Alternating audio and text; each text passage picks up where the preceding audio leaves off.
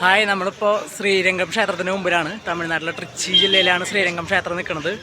അപ്പോൾ ലോകത്തിലെ തന്നെ വർക്കിംഗ് ആയിട്ടുള്ള ഹിന്ദു ടെമ്പിളിലെ ഏറ്റവും ബിഗ്ഗസ്റ്റ് ടെമ്പിളാണ് ശ്രീരംഗം എന്ന് പറയുന്നത്. ഭഗവാൻ വിഷ്ണുവാണ് അനന്തശയനത്തിലുള്ള പ്രതിഷ്ഠയായിട്ടാണ് ഇവിടെ ഉള്ളത്.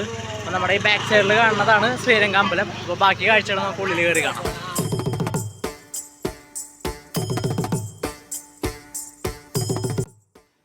ശ്രീരംഗം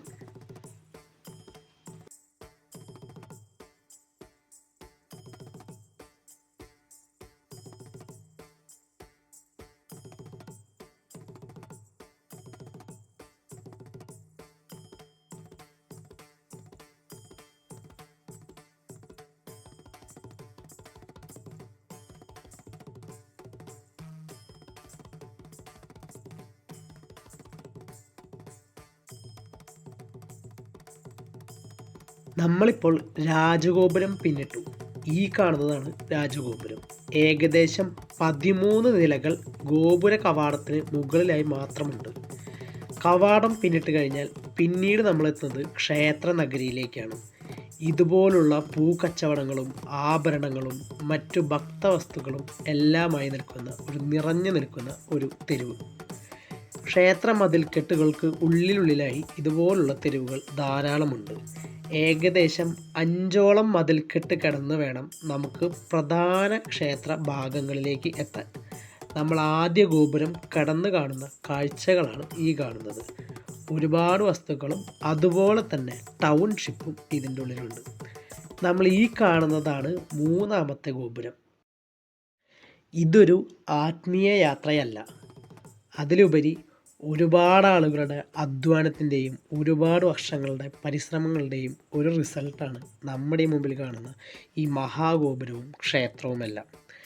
ഇപ്പോൾ നമ്മൾ ക്ഷേത്രത്തിൻ്റെ പ്രധാന കവാട ഭാഗത്തെത്തിയിരിക്കുന്നു. നമ്മൾ ഏകദേശം 4 മതിൽക്കെട്ടുകൾ കടന്നാണ് നമ്മൾ ഈ കാണുന്ന ഗോപുരത്തിന് മുന്നിലെത്തിയത്. ഇതിനുള്ളിലേക്ക് ഇനി ക്ഷേത്രവും അതിലെ പ്രതിഷ്ഠകളും മാത്രമാണുള്ളത്. നമ്മൾ ക്ഷേത്രഗോപുരം കടന്ന് ഉള്ളിലേക്ക് ചെന്നു. സെക്യൂരിറ്റി ചെക്കുകളും മറ്റ് കാര്യങ്ങളും പുറത്തുണ്ട്. ചെരുപ്പും ബാഗും സാധനങ്ങളും അവിടെ കൗണ്ടറിൽ ഏൽപ്പിക്കണം.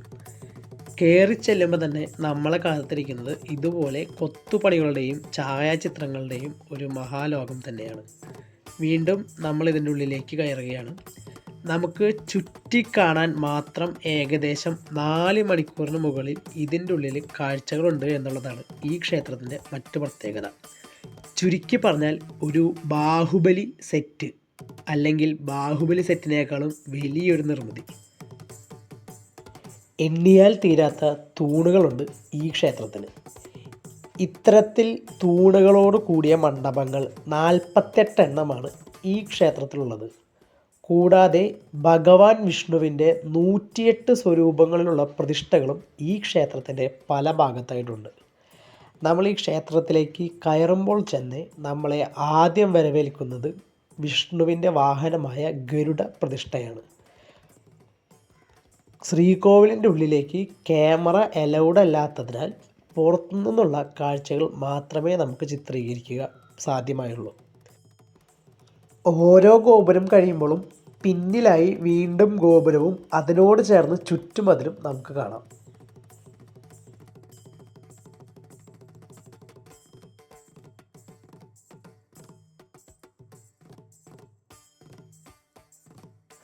വീണ്ടും ഗോപുരം പിന്നിട്ടുകൊണ്ട് നമ്മൾ ക്ഷേത്രത്തിൻ്റെ ഉള്ളിലേക്ക് പോയിക്കൊണ്ടിരിക്കുകയാണ്.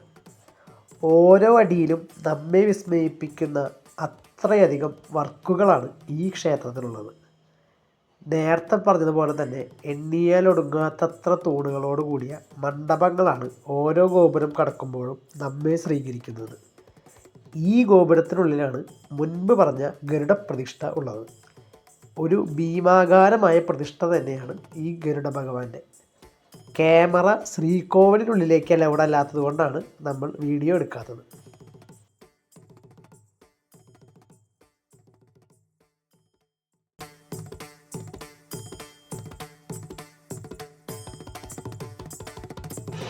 ഇപ്പോൾ നമ്മളെ 5ാമത്തെ ഗോപുരത്തിൻ്റെ താഴെയായിട്ട് നിൽക്കുന്നത് കേട്ടോ. 5ാമത്തെ ഗോപുരത്തിൻ്റെ താഴെയുള്ള കൊത്തുപണികളും തൂണുകളാണ് ഈ കാണുന്നത്. ഇവിടെ നിന്ന് അങ്ങോട്ട് പിന്നെ ഫോൺ അലൗഡ് അല്ല. ഇനി നമ്മൾ ക്ഷേത്രത്തിൻ്റെ ഉള്ളിലേക്ക് കിടക്കാണ്. ഏകദേശം 8-9 ഗോപുരങ്ങൾ കടന്നിട്ട് വേണം നമുക്ക് ശ്രീകോവിലിൻ്റെ അടുത്തേക്ക് എത്താൻ. അപ്പോൾ ഏകദേശം ഇവിടം വരെ ക്യാമറാസ് അലൗഡാണ്. പിന്നെന്താ, ഇതിൻ്റെ ഇടയ്ക്ക് തന്നെ ഒരുപാട് കാണാത്ത കാഴ്ചകളുണ്ട്. ഇതിങ്ങനെ ഓൾറൗണ്ടായിട്ട് എത്രയോ ഏക്കർ കണക്കിന് ഈ ക്ഷേത്രം ഇങ്ങനെയുണ്ട്. ഇപ്പോൾ നമ്മൾ ഉച്ച സമയത്താണ് വന്നത്. വരുന്നവരെന്തായാലും രാവിലെ വരാൻ ശ്രമിക്കുക. വൈകുന്നേരം വരെ കണ്ടു തീർക്കാനുള്ള കാഴ്ചകളുണ്ട് ഇതിൻ്റെ ഉള്ളിൽ. അപ്പോൾ നമ്മളിപ്പോൾ 2-3 വട്ടം വന്നിട്ടുള്ള കാരണം ഏകദേശം ഐഡിയ ഉണ്ട്. അത് നമ്മളിനി ക്ഷേത്രത്തിൻ്റെ ഉള്ളിലേക്ക് കിടക്കുകയാണ്. അവിടെ ക്യാമറ അലൗഡല്ല. അപ്പോൾ പുറത്ത് അലൗഡായിട്ടുള്ള കാഴ്ചകൾ നമുക്ക് ഫോണിൽ പകർത്താൻ ശ്രമിക്കാം. ഓക്കെ. ദാ ഈ കാണുന്ന കവാടം പിന്നിട്ട് കഴിഞ്ഞാൽ നമ്മളൊരു മായാലോകത്തിലേക്ക് പ്രവേശിക്കും. ആത്മീയതയും ആർക്കിടെക്ചറും സയൻസും എല്ലാം കൂടിച്ചേരുന്ന ഒരിടം. ഭക്തിയെന്നോ വിശ്വാസിയെന്നോ നോക്കാതെ ഉള്ളിലേക്ക് പ്രവേശിച്ചാൽ നമുക്ക് ആസ്വദിക്കാൻ കഴിയുന്ന ഒരുപാട് കാര്യങ്ങളുണ്ട് അതിൽ. ഇവിടം വരെ ജാതി മത ഭേദമന്യേ എല്ലാവർക്കും പ്രവേശനമുണ്ട് എന്നാണ് അറിയാൻ കഴിഞ്ഞത്. ഇതിനുള്ളിലേക്ക് ഹൈന്ദവ വിശ്വാസികൾക്ക് മാത്രമാണ് പ്രവേശനം ഉള്ളത്. രാവിലെയും വൈകുന്നേരവുമായി 2 നേരമാണ് ഇവിടെ നട തുറക്കുന്നത്. ഉച്ചയ്ക്ക് ഏകദേശം 12 മണി വരെയും പിന്നീട് വൈകുന്നേരം 4 മണി മുതൽ 8 മണി വരെയും തുറക്കുന്നതായിരിക്കും. ക്ഷേത്ര ദർശനത്തിന് ആളൊന്നിന് 1000, 500, 100, 30 തുടങ്ങിയ ടിക്കറ്റ് കൊടുത്ത് നിൽക്കാവുന്ന സ്പെഷ്യൽ ക്യൂകളും ക്ഷേത്രത്തിലെ ഓരോ ഗോപുരം കടക്കുമ്പോഴും ക്ഷേത്ര ഗോപുരത്തിനോട് ചേർന്നിട്ടുള്ള ചുറ്റുമതിലുകൾ വലം വയ്ക്കാൻ പ്രത്യേകം ശ്രദ്ധിക്കണം. അത് ക്ഷേത്രാചാരത്തിൻ്റെ ഭാഗമായിട്ടല്ല, പകരം ഇതുപോലുള്ള ഒരുപാട് കാഴ്ചകൾ അതിന് ചുറ്റുമായിട്ടുണ്ടാകും. കുതിരമാളിക, വെള്ള ഗോപുരം, പുൽത്തകിടികൾ, ഗോശാല, കുതിരകളെ കെട്ടുന്ന സ്ഥലം, കുളം, കൽമണ്ഡപങ്ങൾ തുടങ്ങിയ ഒരുപാട് കാഴ്ചകൾ ഈ ചുറ്റുമതിൽക്കെട്ടിനകത്തുണ്ട്. അതുകൊണ്ട് ഓരോ ഗോപുരവും കടന്ന് വലം വെച്ച് വരാൻ പ്രത്യേകം ശ്രദ്ധിക്കുക.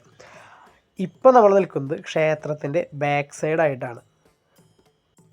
ഈ ക്ഷേത്രം ഭൂലോക വൈകുണ്ഠമായിട്ടാണ് അറിയപ്പെടുന്നത്.